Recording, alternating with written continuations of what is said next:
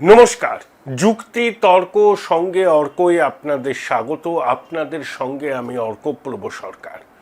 13ই মে সন্ধ্যে 6টায় বিধানসভা থেকে যে প্রতিবেদনটি আপনাদের জন্য পেশ করেছিলাম তাতে কুচবিহার দক্ষিণের বিধায়ক রথীন্দ্র বসুর একটি সাক্ষাৎকার ছিল। 14ই মে পশ্চিমবঙ্গের মুখ্যমন্ত্রী শুভেন্দু অধিকারী জানিয়েছেন বিধানসভার অধ্যক্ষ হিসাবে রথীন্দ্র বসুকেই মনোনীত করছেন তারা। পেশায় চার্টার্ড অ্যাকাউন্টেন্ট, মিতভাষী, মাটির কাছাকাছি থাকা ভদ্রলোক রথীন্দ্রবাবু দীর্ঘদিন সংঘের বিভিন্ন সামাজিক কাজকর্মের সঙ্গে যুক্ত ছিলেন। লেখাপড়া কলকাতাতেই। তাকে আমি শুভেচ্ছা এবং অভিনন্দন জানাই। যে গুরু দায়িত্ব তিনি পেয়েছেন, আমার দৃঢ় বিশ্বাস সাংবিধানিক ঐতিহ্য মেনে সেই গুরু দায়িত্ব তিনি নিষ্ঠার সঙ্গে পালন করবেন। দেখুন, বিষয়টা কি হচ্ছে জানেন? এক একটা করে দিন যাচ্ছে, শাসক দলের ঘনিষ্ঠ আমলাকুল, কিছু উপদেষ্টা, কিছু অবসরপ্রাপ্ত সরকারি কর্মচারী, গ্রুপ এ ক্যাটেগরির অফিসার 248 জন, যাদেরকে বিভিন্ন দপ্তরে অবসরের পরেও নিয়োগ করা হয়েছিল, তাদের চাকরি তো আর নেই। এই সমস্ত আধিকারিকদের মমতা ব্যানার্জি তার ইকোসিস্টেমে সামিল করে রাখতেন। কেন জানেন? যাতে তার সরকারের দুর্নীতির কথা এরা বাইরে বলতে না পারে। এক একজন মুখ্য সচিব অবসর নিয়েছেন, সঙ্গে সঙ্গে তাদের উপদেষ্টা করা হয়েছে। অর্থাৎ দিদিমণি কাউকে তার বৃত্তের বাইরে যেতে দিতেন না। বৃত্তের বাইরে গেলেই এই আধিকারিকরা যদি মুখ খোলেন, তাহলে হীরক রানীর চুরির সাম্রাজ্যের কথা মানুষ জেনে যাবে।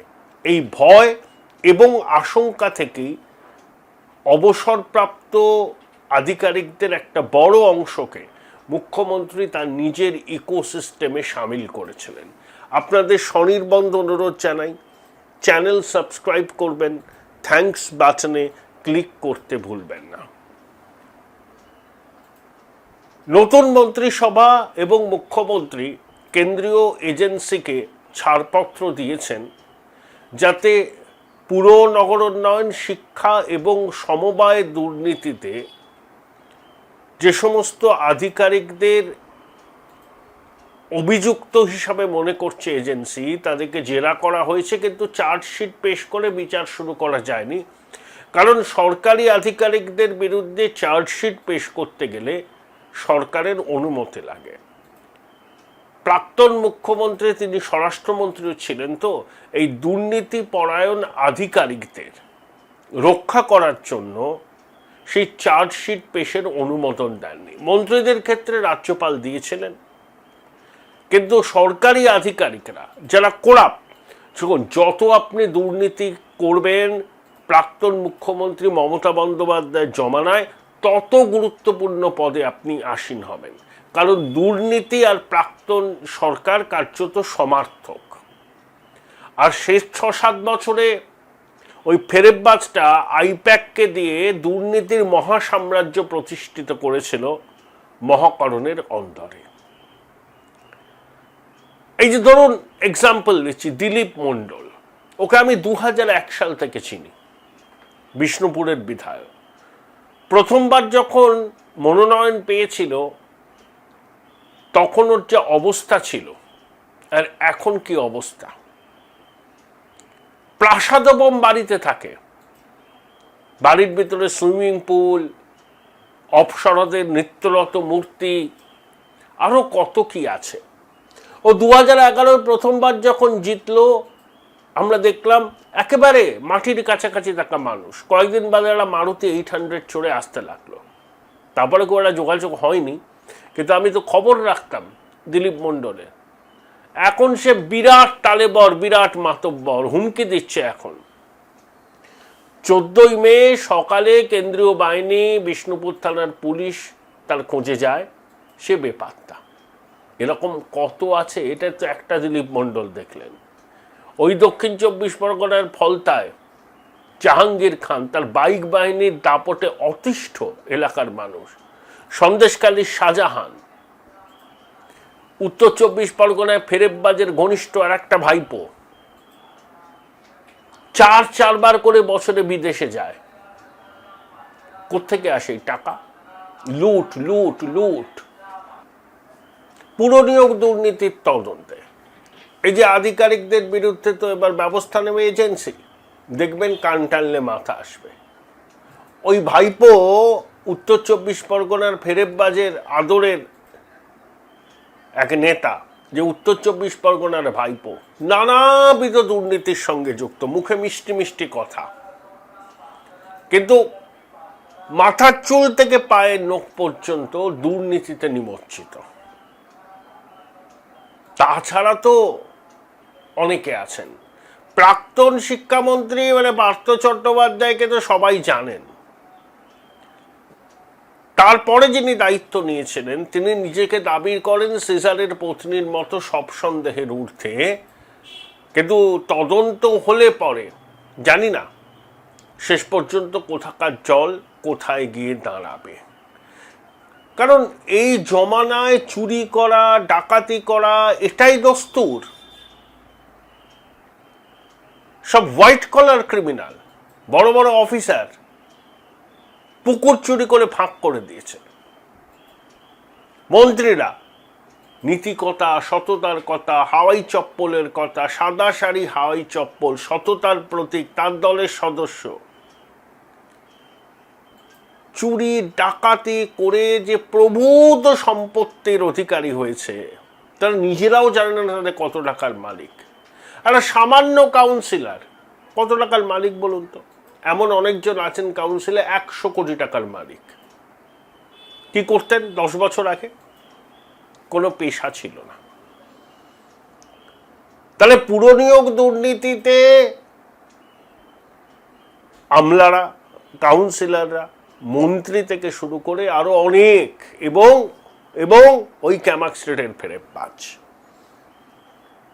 ওটা তো নাটের গুরু, ধরা পড়বে। শিক্ষা দপ্তরের দুর্নীতিতে কেউ রেহাই পাবে না। দেখবেন শিক্ষাটা ভেঙে দিয়েছে, মেরুদণ্ডটা ভেঙে দিয়েছে। শুধু তো পার্থ, মানিক, ওই কল্যাণময়, সুবীরে, শান্তিপ্রসাদ মিলে করেনি, অনেক গভীরে শিকড়টা প্রথিত। আচ্ছা, ইডি কি করে অর্পিতার ফ্ল্যাটের সন্ধান পেল? শোনা যায় ওই ফেরেববাজটাকে পার্থ শেষ পর্যন্ত টাকা দিতে চাইতো না।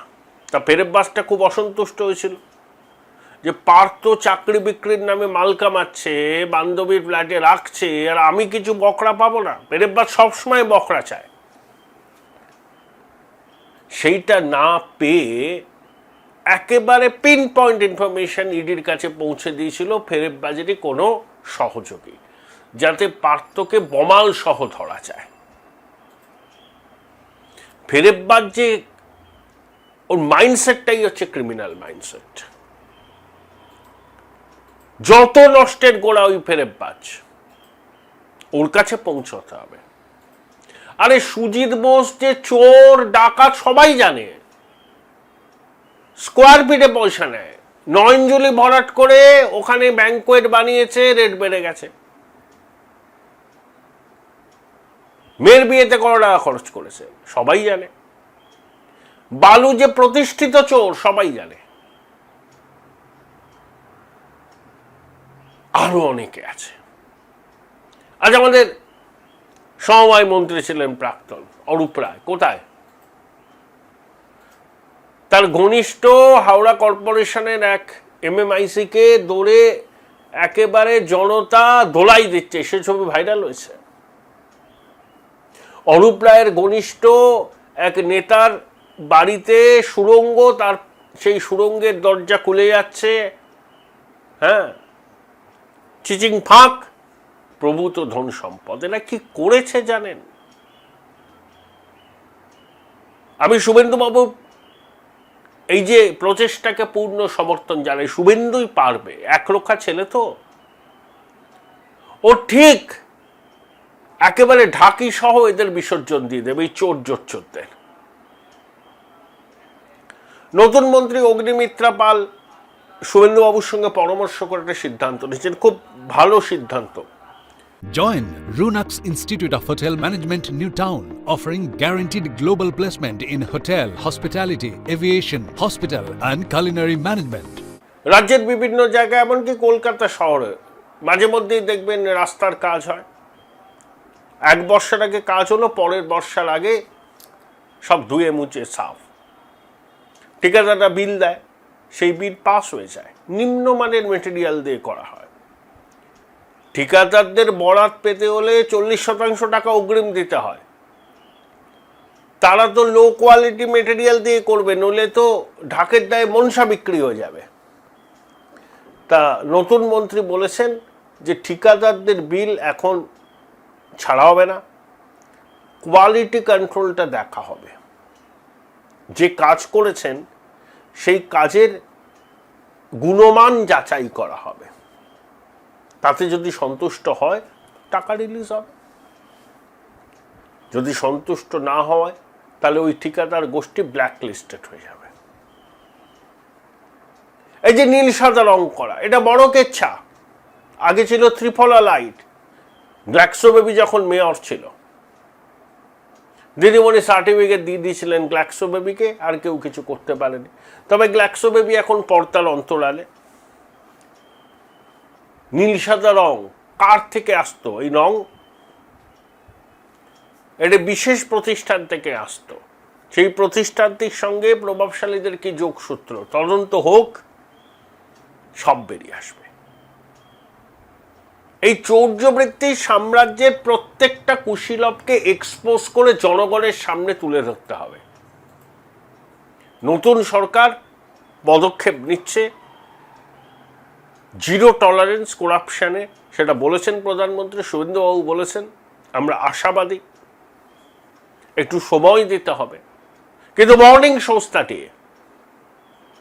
যেভাবে এগোচ্ছে বিষয়গুলো, আমার ধারণা বঙ্গবাসী অচিরেই জানতে পারবেন 15 বছর ধরে চুরি ডাকাতির সাম্রাজ্য তৈরি করে যারা কোটি কোটি টাকা কামিয়েছে তারা কারা, মাস্টার মাইন্ড কারা, এবং সর্বোচ্চ প্রভাবশালীর পরিবার কিভাবে এই চুরি ডাকাতির সঙ্গে যুক্ত ছিল, সেটাও আস্তে আস্তে জনসমক্ষে প্রকাশিত হবে। পালাতে কেউ পারবে না। 1 ডজন মন্ত্রী আমলার কপালে দুঃখ আছে। দিদিমণি করাপ্ট আমলাকুলকে প্রোটেক্ট করেন সবসময়, কারণ তার কুকীর্তির কথা যাতে অবসরের পরে আমলারা বাইরে না বলেন, সেটা এনশিওর করার জন্যই তিনি করতেন। কিন্তু এখন সরকার কেন্দ্রীয় সংস্থাকে চার্জশিট করা, প্রসিকিউট করার ক্ষেত্রে ছাড়পত্র দিয়ে দিয়েছে। আর কেন্দ্রীয় এজেন্সির কাছে কোনো অসুবিধা নেই। এবার আমরা দেখতে চাই সেই মাতব্বরদের যারা বাঙালির সারে সর্বনাশ করেছে, জনসমক্ষে তাদের প্রকৃত চেহারাটা তুলে ধরতে হবে। নতুন সরকারের কাছে এই দাবি, এই আর্জি থাকবে আমার। বোলপুর শহরের কোলাহল থেকে মাত্র 20 মিনিট দূরেই রয়েছে সুন্দর রিসর্ট, যেখানে পেয়ে যাবে স্পেশিয়াস আর এস্থেটিক্যালি ডিজাইন রুম। তোমরা যারা গ্রুপে যাও তাদের জন্য আছে কমফোর্টেবল গ্রুপ স্টে অপশন, আর কাপলদের জন্য রয়েছে লাক্সারিয়াস সুইট রুম, তার উপর আবার ফ্ল্যাট 10% অফ। এখানে প্রকৃতির মাঝে তোমরা পেয়ে যাবে একটা সুন্দর সুইমিং পুল, ছোটদের জন্য প্লে এরিয়া আর একটা এস্থেটিক সেলফি কর্নার। প্রপার্টিটা পুরোটাই পেট ফ্রেন্ডলি, আর এখানে আছে অনেক কিউট ছোট ছোট র‍্যাবিটস। সকালের ব্রেকফাস্ট থেকে ডিনার পর্যন্ত পেয়ে যাবে একদম হোমলি কমফর্ট ফুড, যা এক কথায় অসাধারণ। বেঙ্গলি কুইজাইনের সাথে সাথে পেয়ে যাবে চাইনিজ আর নর্থ ইন্ডিয়ান অপশন। বিকেলে বনফায়ারের আলো, বন্ধুদের সাথে আড্ডা আর খোলা আকাশের নিচে গ্রাম বাংলার হাওয়া, পুরোটাই এক অপরূপ অনুভব। তাহলে বলো তোমরা কবে প্ল্যান করছো এই পিসফুল এসকেপটা? And don't forget to follow Miss Cupcake for more such travel updates.